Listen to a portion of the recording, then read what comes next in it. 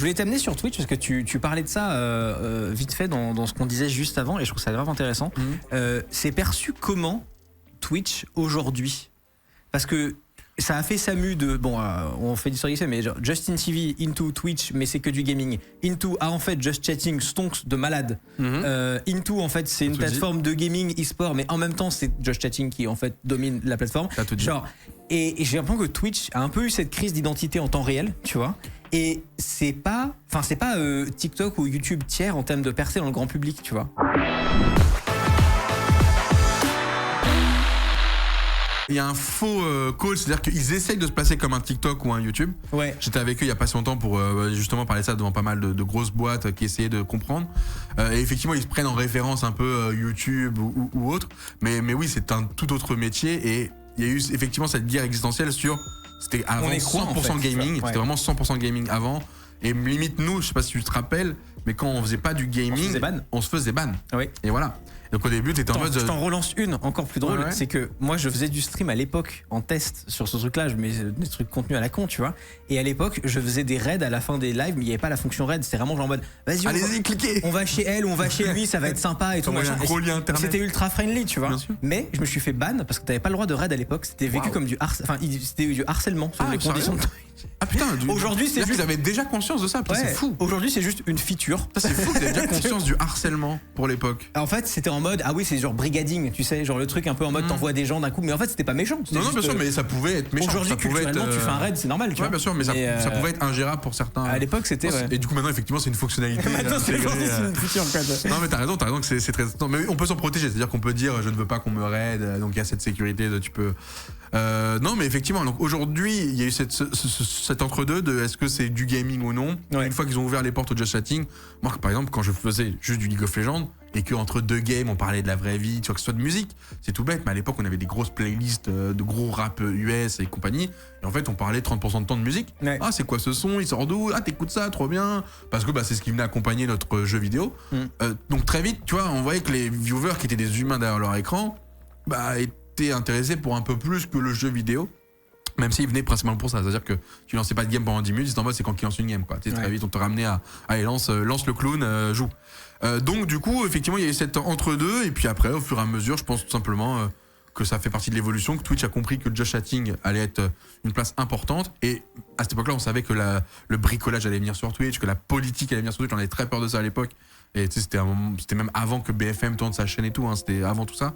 Mais on savait, on est en mode c'est juste un média en fait. Et donc en fait aujourd'hui Twitch se place comme un média, alors un média très différent des autres parce qu'ils mettent énormément l'interactivité en avant et l'échange avec le chat. C'est vraiment et le call, ils ne parlent que du chat Twitch. Ils sont en mode vous avez vu, ils ont un chat, ils échangent avec les gens. C'est le truc bien sûr. Alors le truc à l'époque non. À l'époque Twitch tu devais avoir un lien extérieur. Nous, on était sur MIRC nous. On avait Justin TV Dailymotion, MIRC.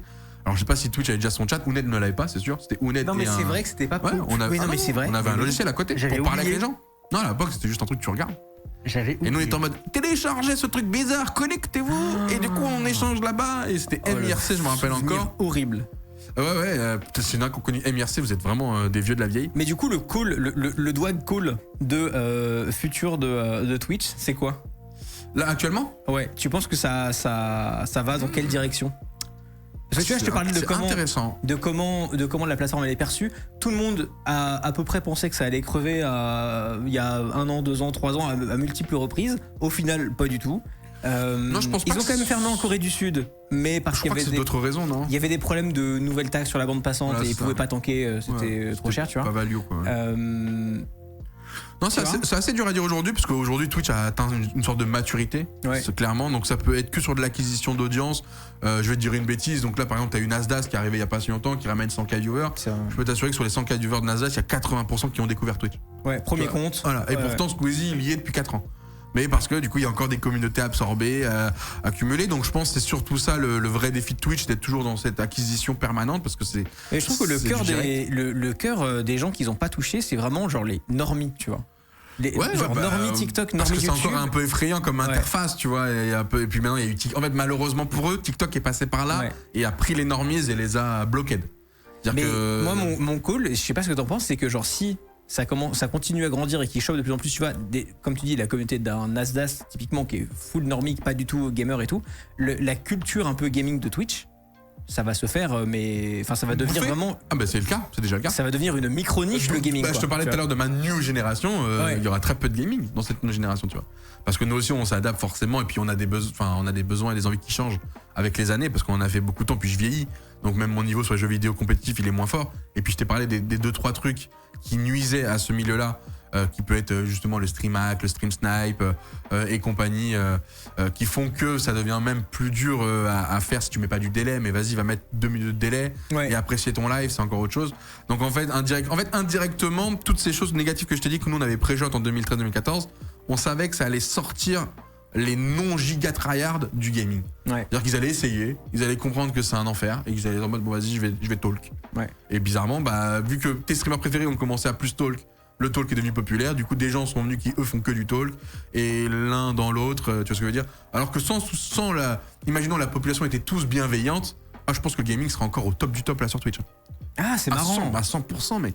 T'aurais 3 fois plus de streamers en solo queue sur LoL, 3 fois plus de streamers en game sur Fortnite. Tu penses que c'est vraiment genre la culture qui a tué le... Parce qu'en fait les gros streamers c'est invivable pour eux, les petits streamers ça va encore parce que t'as une petite audience, ça va, moins t'as de gens, moins ça peut être malveillant. Dès que tu commences un peu à et du coup forcément vu que les gros streamers inspirent les plus petits, tu vois un Godaga moins sur Valorant, tu vas peut-être toi aussi moins streamer Valorant. Tu vois un Kameto moins sur League of Legends en solo queue, etc. Ce qui a sauvé le gaming actuellement sur Twitch, c'est l'e-sport. Parce que c'est un endroit que tu peux pas encore dénaturer, si ce n'est, on l'a vu avec les embrouilles entre supporters et tout, qui peut être. Mais limite c'est du divertissement ça. Oui. Parfois, alors, quand ça va pas trop loin. Mais... exactement. C'est attention aux limites, que ça ne devienne pas hooligan numéro 2, ce qu'ils ont entre guillemets un peu cassé dans le foot. Parce que finalement l'humain reste l'humain. Mais du coup, l'e-sport a sauvé le gaming un peu sur Twitch. Et bizarrement, tu remarqueras, toutes les grosses têtes vont se diriger vers l'e-sport et vont moins faire eux-mêmes de jeux compétitifs. Ça devient plus dur, quoi. Les gens veulent qu'on définisse normie. Pour moi, normie, c'est des gens qui sont sur Internet mais qui sont pas dans une communauté hyper active de niche d'un truc.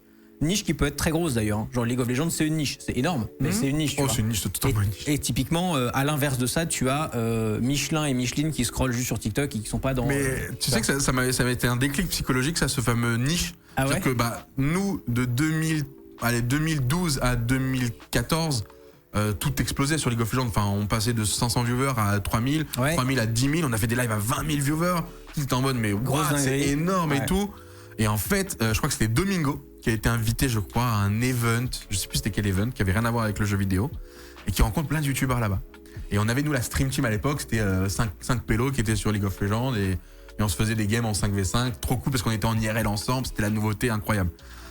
Et il revient de l'event, et nous on était en mode t'as dû être la star du truc et tout. Il nous a dit mais mec, ils nous ont dit mais c'est toi là le mec sur le jeu bizarre. Voilà comment on était résumé comme ça. Alors que nous on était en mode les youtubeurs n'arrivaient pas à le définir. Ah mais si toi je t'ai vu sur le jeu bizarre. Tu sais. Et alors que moi dans ma tête, il va te poser plein de questions, il va te dire le choc. Et il revient vers nous, il nous dit ça, et je suis en mode quoi? On est des mecs du jeu bizarre, nous. Et à partir de là, t'as eu le doig animateur qui est. Vraiment, je te jure. J'étais en mode, tu vas voir le mec du jeu bizarre. Et du coup, je hoste des événements, de la boxe, du GP Explorer. Il est où le mec du jeu bizarre? Parce qu'en fait, très vite, j'ai toujours combattu les étiquettes. C'est très français à l'époque. On mettait beaucoup d'étiquettes. Et donc, du coup, tu sais, moi, j'avais fait un peu de musique. Donc, on disait, le rappeur. Ensuite, j'avais fait un peu de coaching sur l'e-sport. Il est coach. Et en fait, dès qu'on mettait une étiquette, je partais sur une autre. Il est commentateur. Non, il est joueur. Et en fait, c'est horrible pour une carrière de faire ça, de switcher d'étiquette. En fait, les gens 45 arcs. Exactement. Les gens adorent un arc, ils t'aiment pour ça. Alors, à l'époque, parce qu'aujourd'hui les cerveaux vont plus vite, on passe d'un truc à un autre. Mais pour l'époque, c'était trop compliqué. Kev Adams, c'est un humoriste. Ok. Lui, c'est un acteur. Ok. Tu sais, Kev Adams maintenant, il fait rappeur. Ah merde. Tu vois, bizarre. Alors qu'en vrai, on sait jamais. Tu vois, le talent, il peut être multiple. Mais pour l'époque, c'était encore plus dur qu'aujourd'hui. Et donc, moi, j'étais l'anti-étiquette. Dès qu'on mettait une étiquette, j'allais dans autre chose. Je suis quelqu'un qui a besoin de bouger, des prises de risque. Et donc, très vite, j'enchaînais, commentateur, tac, je les cumulais. Pour qu'on arrête d'essayer de me définir. Mais du coup, c'est horrible pour le grinding, on va dire. Mais du coup, l'étiquette du mec du jeu bizarre, regarde, ça m'a fait faire un GP Explorer, ça m'a fait faire un Detterfight. Et aujourd'hui, je vais les animer en mode, tiens, le mec du jeu bizarre, là. Tiens. En parlant du mec du jeu bizarre. Si t'as, genre, full carte blanche. Ouais. Sur ce que tu veux, un event, une prod, un machin. Il y a même pas de question de budget, il y a pas de question de les guests que t'aimerais beaucoup avoir dedans parce que tu penses qu'ils sont hyper pertinents et tout. C'est quoi le truc qui te ferait ultra kiffer, le projet vraiment, genre ultimate?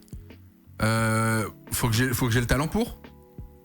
Imaginons que genre tu peux train un peu à l'infini. Et puis genre, je peux m'entourer aussi de gens tu peux expérimentés. t'entourer, prendre des bons consultants qui vont t'apprendre le truc. Genre vraiment, je pense tu fais que ce ça que tu serait veux. ce serait de la production série, film quoi.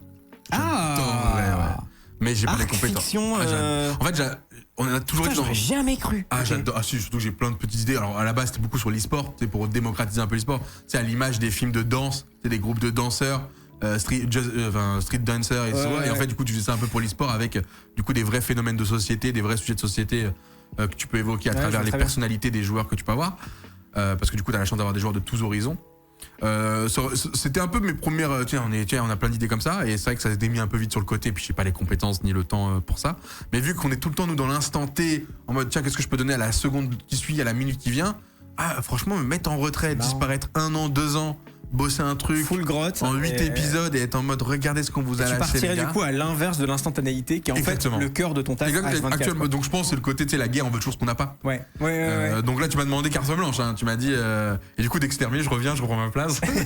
Et du coup, juste par envie d'essayer de mettre tout ce qu'il y a dans cette tête de manière très concrète. En plus, du coup, avec Bref 2, là, ça donnait un peu cet angle où tu te dis.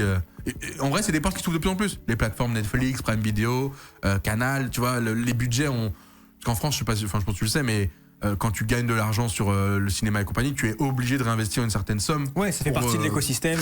Créer des nouvelles œuvres, défendre le français et compagnie. Parce que tu peux investir, t'es obligé d'investir dans des œuvres françaises. Ouais. Pour pas non plus dire, regarde, j'ai fait 8 milliards de bénéfices en France et j'ai investi au Mexique. Et du coup, j'ai fait plein de telenovelas mexicaines. Bah non, mec, t'as fait 8 milliards en France, tu dois investir, je sais pas, 20-30% au moins sur des œuvres françaises. Et du coup, quand c'était bloqué dans les chaînes, dans les mains des télés, TF1, M6, Canal, pour nous d'Internet, c'était, frère, déjà sur la liste, t'es loin. Maintenant que c'est entre les mains de plateformes, on a compris que c'est un peu différent et que c'est un peu changé de rôle et que du coup, tu peux avoir un LOL qui ressort et tu peux avoir un documentaire de Squeezie sur Prime Video, tu vois. Ouais. Qui dit documentaire de Squeezie sur Prime Video, qu'est-ce qui empêche demain d'avoir un concept à la Koh-Lanta créé par Squeezie en 9 épisodes sur Prime Video? Rien. Tu vois, donc aujourd'hui, tu as beaucoup plus de possibilités de donner vie à ces idées folles. Ouais. Alors avant c'était vraiment une idée folle. Maintenant je prends en mode c'est une idée qui a un jour ou l'autre un peu faisable. Si tu me vois disparaître à un moment, c'est soit j'ai des gros problèmes, donc envoie-moi un message bâtard, soit je suis sur mon petit projet. Okay. Non mais ouais, ce serait ça. Je pense que ça serait une vraie série qui parle des années 90, 2000, 2010 en France, avec justement ce phénomène de société qui est le jeu vidéo et l'e-sport, qui est du coup vu pour beaucoup comme des mecs d'un jeu bizarre, mais qui à la fin devient la chose que 80% des adolescents veulent faire.